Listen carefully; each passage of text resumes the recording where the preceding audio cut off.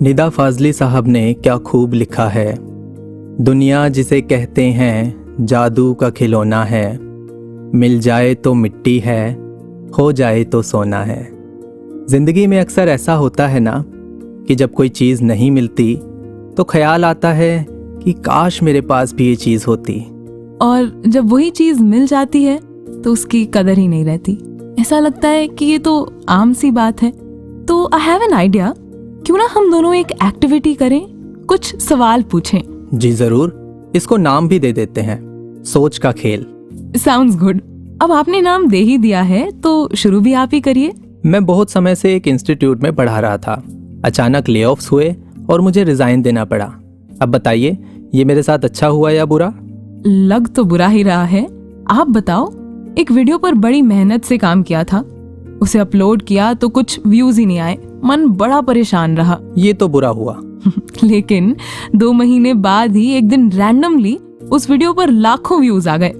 अब ये मेरे साथ अच्छा हुआ या बुरा? ये तो अच्छा हुआ। वो जो आपको अभी बताया ना कि एक इंस्टीट्यूट से रिजाइन दिया, उसके बाद एक दूसरे इंस्टीट्यूट में अप्लाई किया तो वहाँ बहुत अच्छे पैकेज पे तुरंत ज्वाइनिंग मिल गई। अब बताइए, ये मेरे साथ अच्छा हुआ या बुरा? कमाल है, ये तो सवाल ही नहीं बनता। ऑब्वियसली अच्छा हुआ। मेरे साथ तो एक रीसेंट केस था जब एक ब्रांड डील पर काफी समय से काम कर रही थी। उन्हें कॉन्सेप्ट भेजा, डे नाइट बैठकर रिसर्च करके 3 अलग अलग स्क्रिप्ट्स भेजी और उन्होंने एंड मोमेंट पे कैंसिल कर दिया। बताइए, ये मेरे साथ अच्छा हुआ या बुरा? ये तो पक्का बुरा हुआ। We both had the same answers जी। खैर, ये तो एक एक्टिविटी थी। सच तो हम जानते ही हैं कि ना अच्छा हुआ ना बुरा हुआ, बस हुआ। पूरा हुआ, क्योंकि पूरे का किया सब पूरा ही होता है। और यही तो हमारे आज के वॉइस डिवाइन का टॉपिक भी है, पूरे का किया सब पूरा, जिसमें आज हम आपके साथ हैं। मैं निहारिका, मैं चेतन। नमस्कार, धन निरंकार।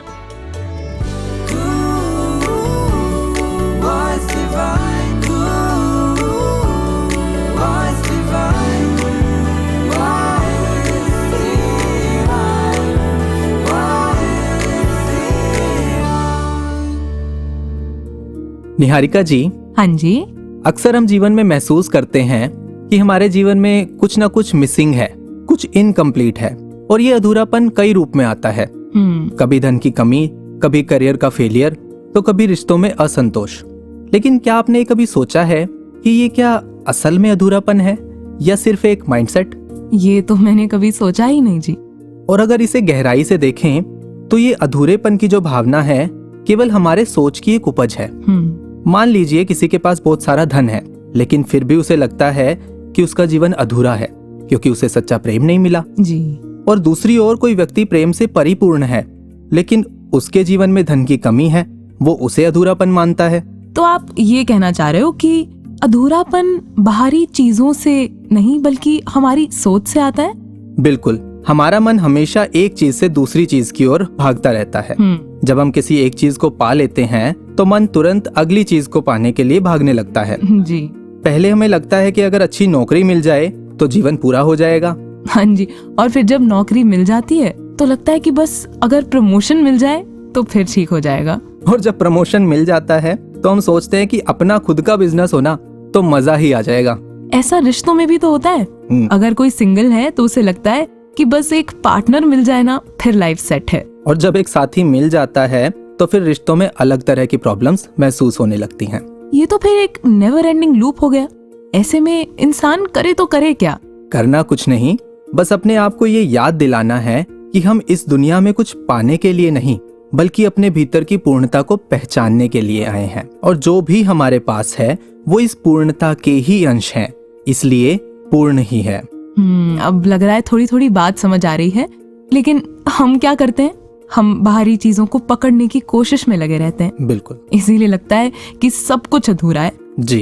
तो मतलब अगली बार जब मुझे ये अधूरेपन की फीलिंग आए तो मुझे कुछ नहीं करना, मुझे बस ठहर कर अपने आप से पूछना है कि क्या सच में कुछ अधूरा है या उस अधूरे में कुछ पूरा है। इसी बात पे मुझे एक बड़ी प्यारी सी कहानी याद आ रही है, आप कहें तो सुनाऊं? ऑफ कोर्स चेतन जी। एक संत के पास एक व्यक्ति आया और उसने पूछा कि मुझे हमेशा लगता है कि मेरे जीवन में कुछ ना कुछ अधूरा है, मैं पूर्ण नहीं हूँ। संत मुस्कुराए और बोले, क्या तुम सांस ले रहे हो? तो आगे से जवाब आया, हाँ जी। तो उन्होंने फिर पूछा, क्या तुम्हारा दिल धड़क रहा है?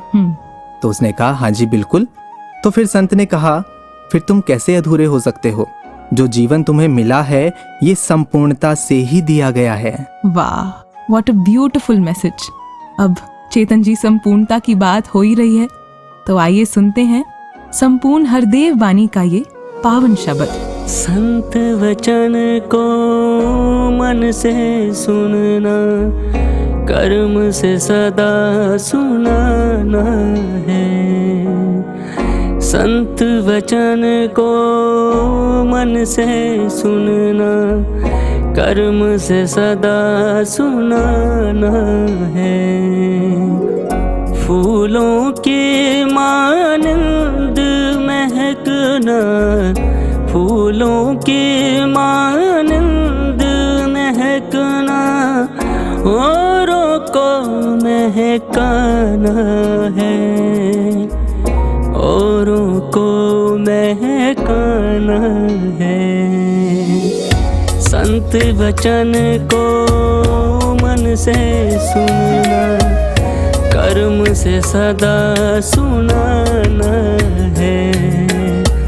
संत वचन को मन से सुनना, कर्म से सदा सुनाना है।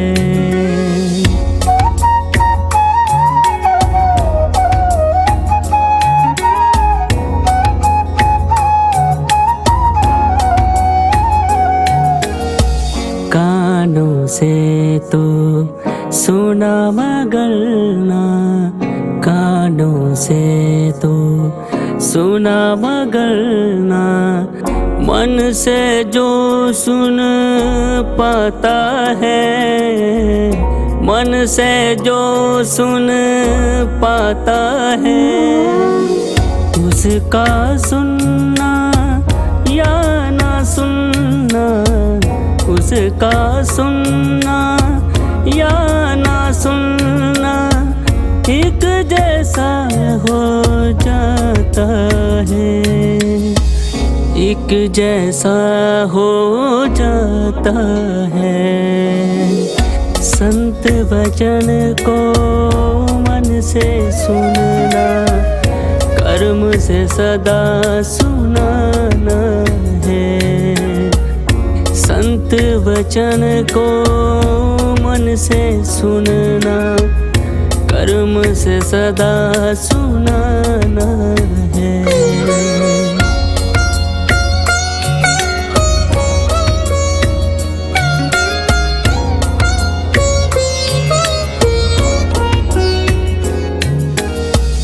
वचन को मन से सुनने वाला, वचन को मन से सुनने वाला, धारण कुछ कर पाएगा, धारण कुछ कर पाएगा। संतों वाले गुणों से भी वो, संतों वाले गुणों से भी वो निश्चित ही भर जाएगा, निश्चित ही भर जाएगा। संत वचन को मन से सुनना, कर्म से सदा सुनाना है। संत वचन को मन से सुनना, कर्म से सदा सुनाना है।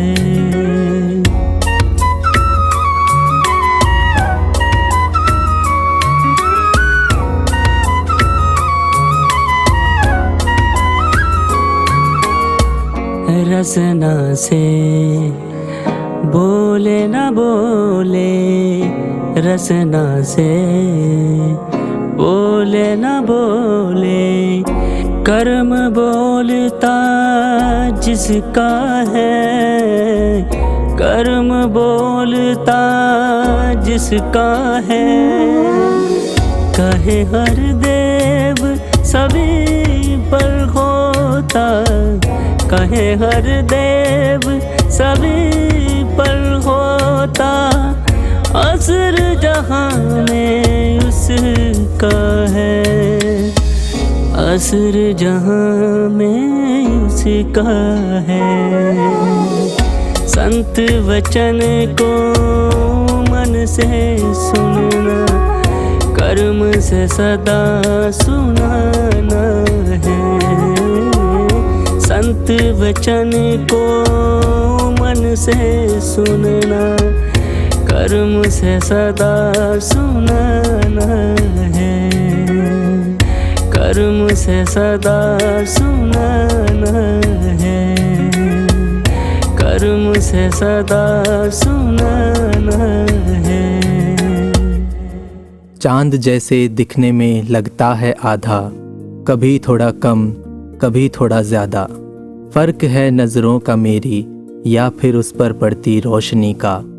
चांद तो पूरा ही था, ना था कम ना था ज़्यादा। वाह चेतन जी, मैं तो सिलिनोफाइल हूँ। मतलब वो लोग जो चांद को प्यार करते हैं? हाँ जी, पर आयरनी देखिए, मैंने कभी इस प्रकार सोचा ही नहीं। जी, हमारे साथ भी तो अक्सर यही होता है ना। जो चीज़ें हमें आधी दिख रही हैं, कई बार हमें अच्छी भी नहीं लग रही होती, लेकिन है तो वो पूरी ही, क्योंकि उस हिस्से पर अभी तक रोशनी ही नहीं पड़ी है। पर ज़रूरी तो नहीं कि वो रोशनी हमेशा उस हिस्से पर पड़े भी। कभी कभी किसी चीज़ के ना दिखने में ही उसकी खूबसूरती है। मुझे ना चेतन जी एक इंसिडेंट भी याद आ रहा है। जी फरमाइए। मैं 12th ग्रेड में थी और कॉलेजेस के लिए अप्लाई करने का टाइम था। मैंने कई यूनिवर्सिटीज़ देखी जो मेरे फील्ड पॉलिटिकल साइंस के लिए बेस्ट लगी मुझे। अपना CV तैयार किया, SOP लिखा, मार्क्स भी अच्छे थे। I was the top 1% in my school, तो बड़ा विश्वास था कि कहीं ना कहीं तो एडमिशन हो ही जाएगा। तो फिर हुआ? वही तो, बेस्ट ऑप्शंस तो छोड़ो, मेरा किसी भी कॉलेज में नहीं हुआ। एक के बाद एक हर जगह से रिजेक्शंस आनी शुरू हुई।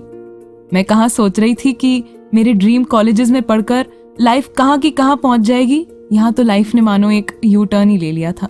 वहीं मैं अपने फ्रेंड्स ग्रुप में देख रही थी कि हर किसी को एक्सेप्टेंस लेटर्स आ रहे थे। बड़ा सेल्फ डाउट हुआ कि ऐसा क्यों हुआ, क्या कमी रह गई थी।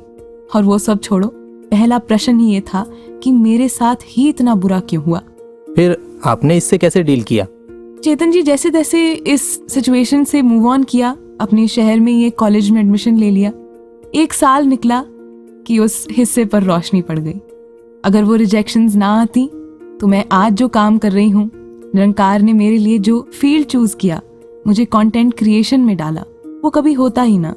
इन्होंने तो मेरे लिए मंजिल तैयार ही रखी थी, वो तो मुझे रास्ता क्या होगा इस पर डाउट होने लगा।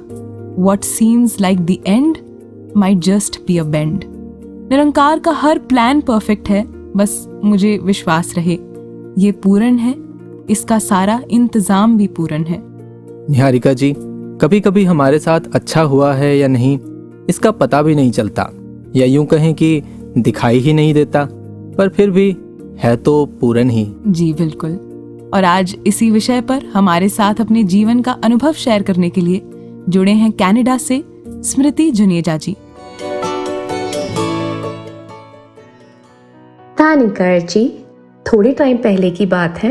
I had changed my job, एक नई कंपनी ज्वाइन करी, बहुत ही एक्साइटेड थी। जब जॉब पर थोड़ा सा टाइम निकल गया तो ये रियलाइज होने लगा कि टीम में मेरी कोई वैल्यू नहीं है, एप्रिसिएशन भी नहीं है। एंड जस्ट आफ्टर 7 months मुझे इसी जॉब से ले ऑफ भी कर दिया गया। उस वक्त ऐसा लगा चाहे जैसी भी थी, मेरे पास एटलीस्ट जॉब तो थी। आफ्टर सम टाइम मैंने जॉब्स अप्लाई करना शुरू किया एंड इंटरव्यूज का एक सिलसिला सा शुरू हो गया, कभी किसी कंपनी में तो कभी किसी ऑफिस में। वहीं एक पर्टिकुलर कंपनी में जब इंटरव्यूज होते होते मैं फाइनल राउंड तक पहुंची, तब उस कंपनी के सीनियर डायरेक्टर से मिलना हुआ। As we were sitting across and talking about my work experience, उन्होंने कहा, I know आपने इस पर्टिकुलर जॉब रोल के लिए अप्लाई किया है, बट आपका वर्क एक्सपीरियंस देखकर I want to offer you a senior role। मैंने उनसे पूछा कि आपकी कंपनी की वेबसाइट पर कोई सीनियर रोल की ओपनिंग्स तो नहीं थी। फिर ये कैसे? एंड उन्होंने जवाब दिया, yes, there were no senior role openings, but I will create one for you. And hence the conversation went further on. जब मैं उस ऑफिस से बाहर आई तब मेरे मन ने कह दिया, पूरे का किया सब कुछ पूरा। अक्सर लाइफ में आने वाली सिचुएशंस को हमारा माइंड पॉजिटिव या नेगेटिव की कैटेगरी में डाल देता है। जब फाइनली फ्यूचर में जाकर कुछ अच्छा हो जाता है, फिर कहता है, अच्छा इसीलिए मेरे साथ पास्ट में ऐसा हुआ था।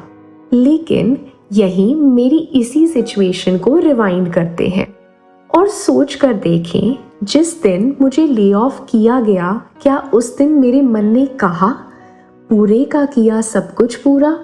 यही अगर मैं हर पल हर सिचुएशन में ये एक्सेप्ट कर लूं कि मेरी लाइफ परफेक्ट है, ब्यूटीफुल है, क्योंकि मेरी लाइफ में आने वाली हर सिचुएशन परमात्मा की क्रिएट की हुई है।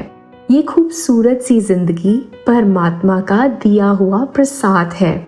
जैसे दोहे की लाइंस हैं, तुलसी भरोसे राम के, निर्भय हो के सोए, अनहोनी होनी नहीं, होनी हो सो होए। ब्रह्म ज्ञान को समझकर अपने जीवन में उतार कर मन जैसे निडर हो जाता है, कॉन्फिडेंस से भर जाता है। कॉन्फिडेंस इस बात का कि मेरी लाइफ की प्लानिंग एंड एग्जीक्यूशन निरंकार सदगुरु कर रहे हैं। ये अपने हर बच्चे से बहुत प्रेम करते हैं। ये सिर्फ हमारी लाइफ को सजाते और संवारते हैं। हर पल सिर्फ मन से शुक्राना निकलता है। थैंक यू माता जी, मुझे इतना प्यार देने के लिए। थैंक यू इस खूबसूरत सी जिंदगी के लिए।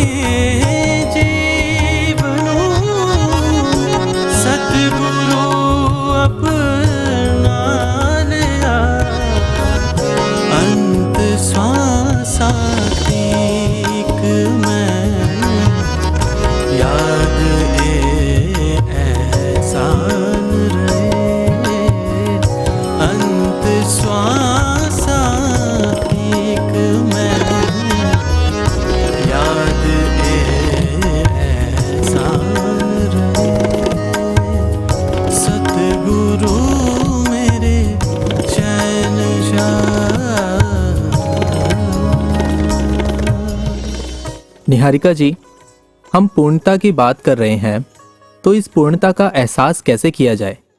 Truly it's easier said than done. जब ऐसी कोई सिचुएशन आती है ना, तो बड़ा मुश्किल हो जाता है रजा में राजी रहना या फिर इस पूर्णता का एहसास करना। ऐसे में जितना मुझे समझ आया है, जो मैं अपने पर्सनल एक्सपीरियंस से कह सकता हूँ कि दो चीजें बहुत ज्यादा हेल्प करती हैं। हाँ जी। पहला एक्सेप्टेंस, कि जब हम एक्सेप्ट कर लेते हैं कि जो हमें मिला है वो बेस्ट है, ना कम है ना ज्यादा, फिर हम इस पूर्णता को महसूस कर लेते हैं। और जब एक्सेप्ट किया तो उसके लिए शुक्राना भी, फीलिंग ऑफ ग्रैटिट्यूड।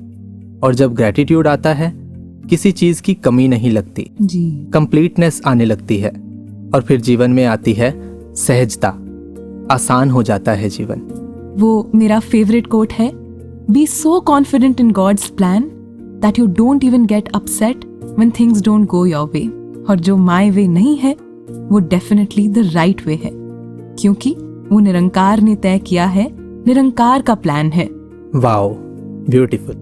तो चलिए इसी एक्सेप्टेंस और ग्रेटिट्यूड के भाव के साथ एक और अनुभव को सुनते हैं। मुंबई से अमृता बामुगड़े जी। 75th वार्षिक निरंकारी संत समागम की तैयारियां चल रही थी। राजू भैया अपनी गुरु वंदना की स्क्रिप्ट लिख चुके थे। स्क्रिप्ट की रिकॉर्डिंग भी हो चुकी थी। राजू भैया, संदेश जी, गोपी जी और पूरी गोपी एंड पार्टी संभाल खाई थी। उस साल सेवाएं ज़्यादा थी, सिंस इट वॉज लैंडमार्क समागम, तो सारे ऑलमोस्ट 1.5-2 महीने पहले ही सेवा में गए थे। मैं बच्चे को लेकर दिवाली की छुट्टियों में समालखा पहुंची। बहुत खुशी खुशी सारे अपनी सेवा में लगे हुए थे और एक दिन राजू भैया और गोपी जी को दिल्ली जाना था। उन्हें स्टूडियो में कुछ सेवाएं भी करनी थी। मैं और संदेश जी समालखा में थे और अचानक से फ़ोन आया कि राजू भैया को हॉस्पिटल में एडमिट किया है और हमें अर्जेंटली समालखा से दिल्ली बुलाया है। जब हम दिल्ली हॉस्पिटल पहुंचे तो डॉक्टर्स ने कहा भैया को ब्रेन हैमरेज हुआ है। उनके सर की एक नस हाई ब्लड प्रेशर की वजह से फट गई है और उनके बचने की उम्मीद बहुत कम है। फिर भी एक सर्जरी की जा सकती है पर उसके सक्सेस की कोई गारंटी नहीं है। पहले तो कुछ पल समझ ही नहीं आया कि कल तक तो भैया साथ सेवाएं कर रहे थे और आज डॉक्टर्स कह रहे हैं कि उनके बचने की कोई गारंटी नहीं है। जब तक हम कुछ समझ पाते, सद्गुरु ने जो बहुत प्यारा संतों का परिवार दिया है वो हमसे पहले हमें हौसला देने के लिए पहुंच चुके थे। सद्गुरु माता जी ने बहुत प्यार से संभाला पूरे परिवार को। जब भाभी जी को बच्चों को साथ लेकर दिल्ली बुलाया तो लगा कि भाभी जी को बहुत संभालना पड़ेगा, पर जब वो आए तो उन्होंने कहा कि अगर आज मैंने शिकवे में रोना शुरू कर दिया तो आज तक मैंने कौन सी गुरु वंदनाएं की है। भाभी जी बड़े स्टेबल रहे। उन्हें दिन भर संतों के रिश्तेदारों के फ़ोन आते तो भाभी जी खुद भी स्टेबल रहते और सभी से आशीर्वादों की कामना करते। जब कोई कहता कि आप तो सेवा के लिए गए थे तो फिर आपके साथ ऐसा कैसे हो गया, तो वो टॉपिक चेंज करके सिमरन में लग जाते। मम्मी जी उस वक्त मुंबई में थे तो जब उनका आना हुआ तो वो पहले दिल्ली हॉस्पिटल नहीं गए, वो पहले समालखा सद्गुरु के दर्शनों के लिए गए। वहाँ से ताकत लेकर फिर हॉस्पिटल गए। संदेश जी दिल्ली रहते फिर समालखा जाते। मैं कभी मुंबई, कभी दिल्ली, कभी समालखा। आधा परिवार हॉस्पिटल में रुकता, बाकी अपनी सेवाओं में लौट जाता। कभी कभी तो वह महापुरुष जिन्हें हम कभी नहीं मिले हैं, वो रात भर अपने आराम की परवाह किए बगैर हॉस्पिटल में रहने चले आते। पता नहीं कितने जन्मों तक उनका कर्जा रहेगा हम पर। ऐसे फूलों जैसे रखा महापुरुषों ने हमें। किसी ने अपना मकान खाली करवाया और हमें रहने की सुविधा करके दे दी। कभी कभी रेणुका दीदी अपने हाथों से टिफ़िन बना करके हॉस्पिटल में पहुंचते तो कभी महापुरुष अपने घर ही ले जाते ताकि परिवार गर्म खाना खा सके। दूसरी तरफ भैया की सर्जरी हो चुकी थी पर अभी भी भैया होश में नहीं आ रहे थे। कंडीशन 7-8 दिनों तक ऐसे ही क्रिटिकल बनी रही। फिर एक दिन होश आया। उनकी लेफ्ट साइड पैरालाइज्ड हो चुकी थी। उनके गले में और नाक में पाइप डाले हुए थे। वो बात भी नहीं कर पा रहे थे। फिर एक दिन उनके हाथ में एक पेपर और पेन दिया गया और राइट हैंड से ही भैया ने उस पेपर पर लिखा, गुरु वंदना करनी है, सद्गुरु माता जी मुस्कुराने चाहिए। उस साल की गुरु वंदना हमारे हौसले का कारण बनी। भाभी भैया को आईसीयू में व्हीलचेयर पर बिठाती और वो दोनों ड्रामा की रिहर्सल करते। बोल तो नहीं सकते थे पर पेपर पर हमेशा यही लिखते, थैंक यू माता जी, गुरु वंदना करनी है। गुरु वंदना की मीटिंग कब है? सद्गुरु माता जी मुस्कुराने चाहिए। फिर गुरु वंदना का दिन आया। आईसीयू से पेशेंट डायरेक्टली स्टेज पर दिखे। परफॉर्मेंस हुई और जिस पल का हम सभी को इंतज़ार था और भैया जिस पल के लिए वापस लौटे थे वो पल आया। सद्गुरु मुस्कुराए। अगले दिन डिस्चार्ज होकर हम मुंबई वापस आए। सद्गुरु माता जी ने आशीर्वाद दिया था कि औरंगाबाद समागम की गुरु वंदना की तैयारी कीजिए। इस बात को आज 2-2.5 साल हो चुके हैं। फिजिकली तो अब भी 100% रिकवरी नहीं हुई है। फिजिकल डिपेंडेंसी तो आज भी है पर इमोशनल और स्पिरिचुअल डिपेंडेंसी सद्गुरु पर है। जो दिन गुजारना मुश्किल था वह सद्गुरु ने, इनके ब्रह्म ज्ञान ने सहज बनाए। इन्होंने परिस्थिति तो नहीं बदली पर हाँ मन स्थिति ज़रूर बदल दी है और इसीलिए बहुत बड़ा थैंक यू है सद्गुरु माता जी। और आप जी के संभालने के लिए तो थैंक यू शब्द बहुत छोटा ही हो जाता है, पर थैंक यू ही है जी। थैंक यू सो मच सदगुरु माता जी। मैं तरत दी खाक सा अंबरी रंग हाण दे, मैं तरत दी खाक सा अंबरी रंग हाण दे, अपनी हस्ती कुछ नहीं बस तेरे ते मान रहे, अपनी हस्ती कुछ नहीं बस तेरे ते मान रहे, सतगुरु मेरे शहंशाह।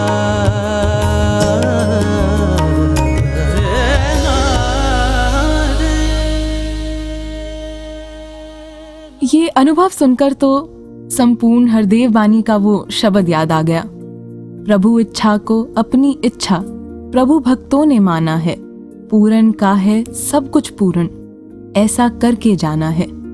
शिकवा और शिकायत में ना कभी भगत जन आते हैं, कहे हरदेव हर एक रंग में रब का शुक्र मनाते हैं। जी बिल्कुल, इसी शुक्राने की ही तो हम बात कर रहे थे। तो चलिए इसी भाव के साथ अपने श्रोताओं को ले चलते हैं अपने नेक्स्ट सेगमेंट रंगमंच से की ओर। कुछ खोकर पाना है, कुछ पाकर खोना है, जीवन का मतलब तो आना और जाना है।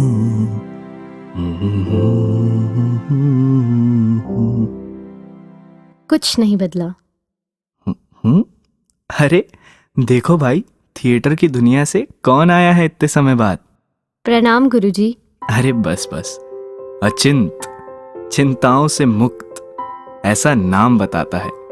फिलहाल ये चेहरा कुछ और ही बता रहा है। कुछ भी समझ नहीं आता गुरुजी। करना बहुत कुछ चाहती हूँ, मेहनत और नियत दोनों है, पर बदले में सिर्फ सवाल मिलते हैं। कब होगा, कैसे होगा, मैं कर तो लूंगी ना। अच्छा, आगे मेरे फ्यूचर का क्या? फ्यूचर? डर लग रहा है गुरुजी। लोग पहचानने लगे हैं मेरे काम को। एक बेचैनी सी है, मैं फेल हो गई तो ये नाम कहीं खो ना जाए। नाम? डर? आप हंस रहे हो। क्या है तुम्हारा जो खो जाएगा? कौन सा नाम है जो बन जाएगा? आजाद पंछी हो तुम, कहाँ कैद हो रही हो? बच्चे, तुझ पे उसका हाथ है। उसकी रजा में रहने वाले पास या फेल से नहीं डरा करते। फिर भी तुम्हारे सेल्फ डाउट को हटाने के लिए जाओ, तुम्हें 3 बेस्ट कलाकार देता हूं जो यहां बाखूबी अपना किरदार निभाते हैं। मिलो उनसे, करो तैयार, कहानी भी और खुद को भी। और हां, तुम्हें जिसकी असल जरूरत है वो जरूर मिलेगा, जरूर मिलेगा।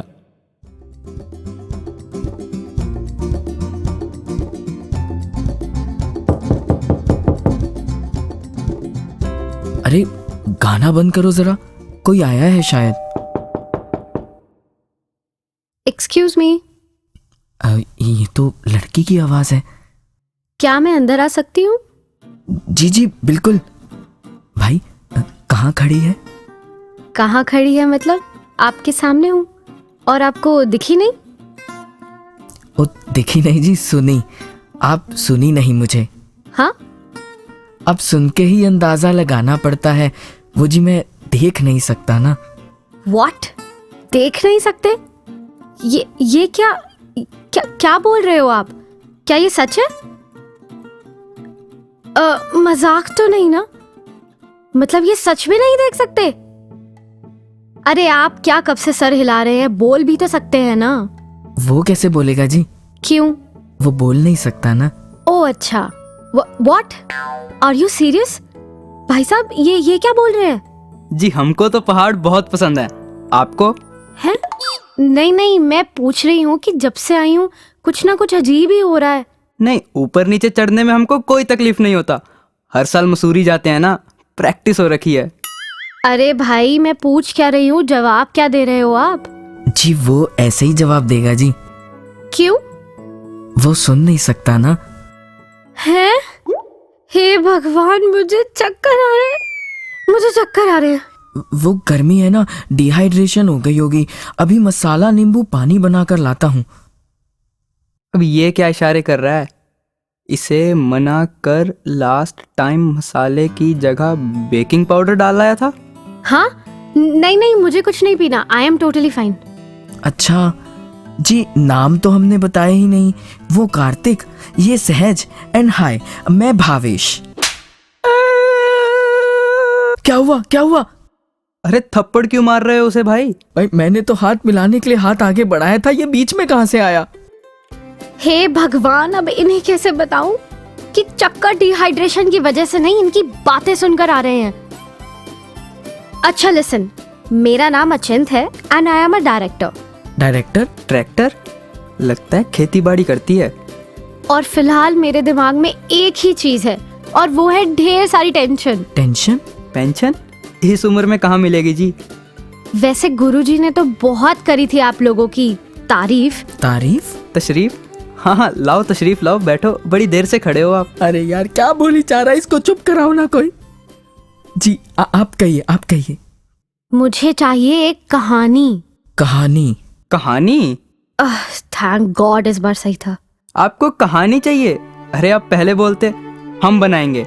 हीर रांझा, रोमियो जूलियट, मजनू लैला। ये तो बहुत अच्छी बात है जी। थिएटर वाले प्रॉप्स भी हैं हमारे पास, हम रखते हैं। ये देखो, अभी यहीं एक डब्बा था। हाँ ये देखो हमारे पास प्रॉप्स भी है। हे प्रभु शक्ति देना।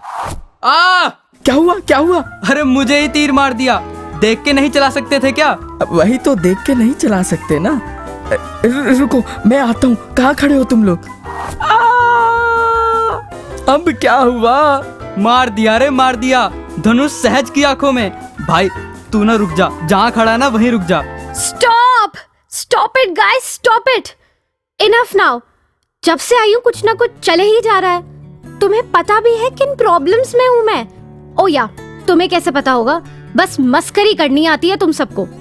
मेरा सपना था और आज एक पॉपुलर डायरेक्टर बन रही हूँ मैं। आज मेरे पास एक बहुत बड़ा इवेंट है जहाँ मैं अपनी मर्जी की कहानी शोकेस कर सकती हूँ, लेकिन सिर्फ एक ही महीना बचा है। कुछ लीड्स हैं मेरे पास, पर मैं क्या लिखूं? कैरेक्टर्स डिजाइन करने हैं, म्यूजिक चाहिए, कॉस्ट्यूम्स, हर तरफ सिर्फ एक ही डर है, मैं फेल हो गई तो मेरी कहानी भी किसी फ्लॉप फिल्म की तरह पर्दे से उतर जाएगी। इतना प्रेशर है कि काश आज ही सब सॉल्व हो जाए। मानो ईश्वर मुझे ही सारा स्ट्रेस दे रहा है और तुम सब इतना इजीली ले रहे हो इन चीजों को। आई एम रियली सॉरी, ज्यादा बोल गई, बस थोड़ा डर गई थी। इट्स ओके जी, ये आपकी नहीं हम सबकी प्रॉब्लम है। डर किसका डर? कल का, कभी बीते का कि वो वापस ना आ जाए, और कभी आने वाले का कि जब वो आएगा तो। और इन सब में बैठा कहीं दूर मेरा आज हंस रहा होता है। अरे भाई मुझे भी तो देख। आपने कहा हम चीजों को इजी ले रहे हैं, पर इजी ही तो लेना था ना जी। हमने कुछ गलत कर दिया क्या? मतलब मैं समझी नहीं। ये अपना कार्तिक, इसे ना गाने सुनने का बड़ा शौक था, कहता था म्यूजिक कंपोजर बनूंगा। पर अब ये सहज न्यूज रिपोर्टर बनना था जी इसे। कभी इत्मीनान से इसकी कहानी सुनाऊंगा आपको। मेमोरी इतनी शार्प कि एक सीन देखा नहीं कि फटाक से बोल दी पूरी रिपोर्ट। पर अब दुनिया तो मैंने भी देखनी थी जी। वर्ल्ड टूर, शूटिंग करूंगा, एक्टर बनूंगा, बहुत बड़ा। पर अब बड़ा लड़ा था मैं उस दिन खुद से, खुदा से? हाँ, मैं भी। पता है, माँ की आवाज़ सुनने के लिए आज भी बेताब हूँ मैं। पर इतने में भी ना हम रुके नहीं। दुनिया ने तो निकाल दिया था हमें कि तुम क्या ही कर लोगे। पर चिंत जी, 2 साल हो गए हैं इस बात को। आज भी किचन में जाएंगे ना तो राशन कभी खत्म नहीं होता। पता नहीं क्यों। कपड़े टिप टॉप पहन रहे हैं हम, पता नहीं क्यों। कहीं ना कहीं से काम जरूर आ जाता है, पता नहीं क्यों। हर महीने तीनों मिलकर रेंट जरूर दे देते हैं इस जगह का, पता नहीं क्यों। है कोई जादूगर जरूर जो चला रहा है अपनी छड़ी कहीं बैठकर। और आपने कहा कि हम चीजों को इजी लेते हैं। आप बताइए, हम क्यों ना लें इजी? वैसे जितना हम समझे हैं ना, आप आज अपना देखा हुआ एक सपना जी रहे हैं। बस अफसोस कि आज फिर किसी और कल के डर में बैठे जा रहे हैं।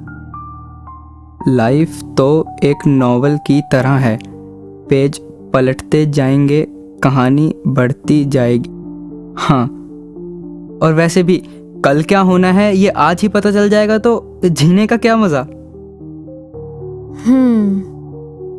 वैसे इतना सब हुआ, शिकायत नहीं करी कभी रब से कि ऐसा क्यों? पिज़्ज़ा थोड़ी ना है जी कि ठंडा आया तो कंप्लेंट एंड रिटर्न। शिकायत पूरे का दिया सब पूरा है जी।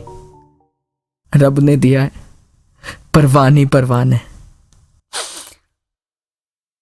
और उस दिन मेरी जिंदगी को एक नया रास्ता मिला। गुरुजी के बेस्ट कलाकार तो सही में बेस्ट निकले, जो सचमुच इस लाइफ में अपना रोल बखूबी निभा रहे थे। गांधी जी के 3 बंदरों के बारे में तो आपने सुना होगा ना। पर ये सोच के ख्याली बंदर जो हमारे दिमाग में घूमते हैं, हमें ना सही देखने देते हैं, ना सुनने देते हैं, ना हिम्मत करके बोलने देते हैं। कभी सुना है कोई ताला बनाने वाला बिना चाबी के ताला बना दे? इसी तरह परमात्मा ने हमारी हर प्रॉब्लम का सल्यूशन बनाया हुआ है। बस ज़रूरत है तो समय समय पर इन ख्यालों को शांत करने की। तो ये थी मेरी कहानी इस किताब की, जिस पर अब बनेगी एक short film, the 3 little monkeys, उलझे हुए दिमाग से सुलझे हुए ख्यालों तक।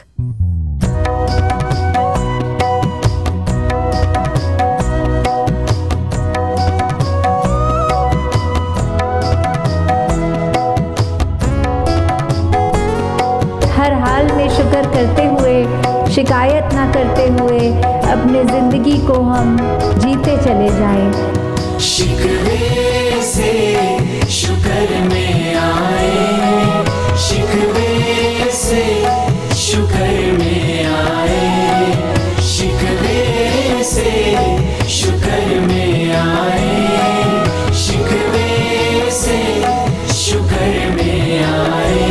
जो रंग भाए निरंकार को, जो रंग भाए निरंकार को, रंग वही अपनाए, रंग वही अपनाए।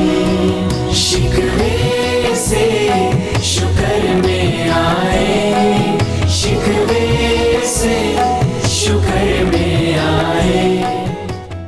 उपनिषदों में कहा गया है, ओम पूर्णमदः पूर्णमिदं पूर्णात् पूर्णमुदच्यते पूर्णस्य पूर्णमादाय पूर्णमेव अवशिष्यते।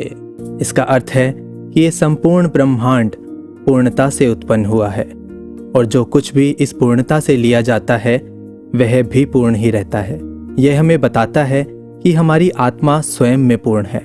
जब हम इस सत्य को समझ लेते हैं तो जीवन में अधूरेपन का कोई सवाल ही नहीं रहता। जी बिल्कुल। और भगवद गीता के 2वें अध्याय के 48वें श्लोक में लिखा गया है, हे अर्जुन, तू योग में स्थित होकर कर्म कर, आसक्ति को त्याग कर, सफलता और असफलता में समान भाव रखते हुए कार्य कर। यही समत्व को योग कहा जाता है। जो व्यक्ति समत्व भाव में स्थित हो जाता है वह अधूरेपन का अनुभव नहीं करता, क्योंकि उसकी दृष्टि कर्म फल पर नहीं बल्कि कर्म के प्रति समर्पण पर होती है। और जब हम पूर्णता को पहचान लेते हैं और हर परिस्थिति में समभाव रखते हैं, तब अधूरेपन की कोई अनुभूति ही नहीं होती। और हम ये लाइन कि पूरे का किया सब पूरा है, इसे कितनी बार भी दोहरा दें, ये बिना पूरे को जाने, बिना उससे कनेक्ट हुए पॉसिबल ही नहीं है। ये संभाव आ ही नहीं सकता, क्योंकि लाइफ हमें हर मोड़ पर टेस्ट कर रही है। ऐसी ऐसी सिचुएशंस भी आ जाती हैं कि डुलायमान हो जाते हैं। तभी सदगुरु माता जी ने अपने विचारों में फरमाया कि निरंकार से आई हर चीज हमारे लिए एक ब्लेसिंग है, एक गिफ्ट है। बस इसी बात को ही तो समझना है। जब सदगुरु का आशीर्वाद हो, जब इनकी ब्लेसिंग्स हो, सेवा सत्संग सिमरन करते हुए ब्रह्म ज्ञान की प्राप्ति के बाद ये संभाव, ये पूर्णता को महसूस करना 100% पॉसिबल है। और निहारिका जी, वो गीत की लाइनें भी याद आ रही हैं कि गुरु पूरा, ज्ञान पूरा, निरंकार भी पूरा है, पूरी तेरी साध संगत, दरबार भी पूरा है। तो श्रोताओं, अब समय है आपसे इजाज़त लेने का, और जाते जाते आप सभी को जोड़े जाते हैं सदगुरु के पावन संदेश के साथ। तो हमें दीजिए इजाज़त। नमस्कार, धन निरंकार।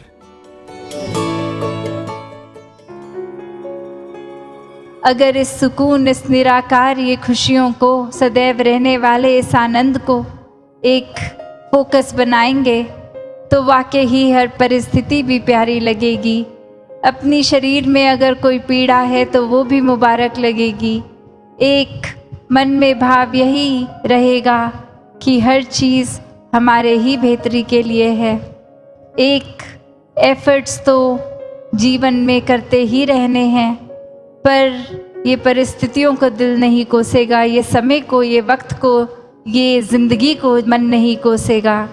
ये भाव फिर यही कि ये प्यार है इस परमात्मा से, तो प्यार में तो सभी कुछ मुबारक होता है। जैसे हम एक दुनियावी प्यार के रिश्ते में भी कोई प्रेमी प्रेमिका की बात करें तो अपने प्रेमी की हर बात ही फिर प्यार में बहुत अच्छी लगती है। फिर ये मन नहीं करता कि दूसरे इंसान को हम अपने मुताबिक बदलें, क्योंकि ये प्यार की बात है तो वो तो यही है कि हम किस तरह इस रिश्ते को देख रहे हैं। किसी को अपना बनाना इश्क नहीं है, किसी का बन जाना इश्क है। तो पूरी तरह ये समर्पण की बात, ये प्यार की बात कि जिस तरह ये सामने वाला चला रहा है, ये एकमिक होके उसी तरह चलने लगें। और वही ये आत्मा परमात्मा का भी रिश्ता है, ये एकमिक होके जीने वाला। इसमें फिर क्यों, किंतु, परंतु कुछ भी सवाल नहीं, कुछ भी एक शिकायतें नहीं, कुछ भी इम्परफेक्ट नहीं है। फिर सब कुछ परफेक्शन से, एक बहुत ही पूर्णता से है। ये हर पल बहुत ही सुनहरा है।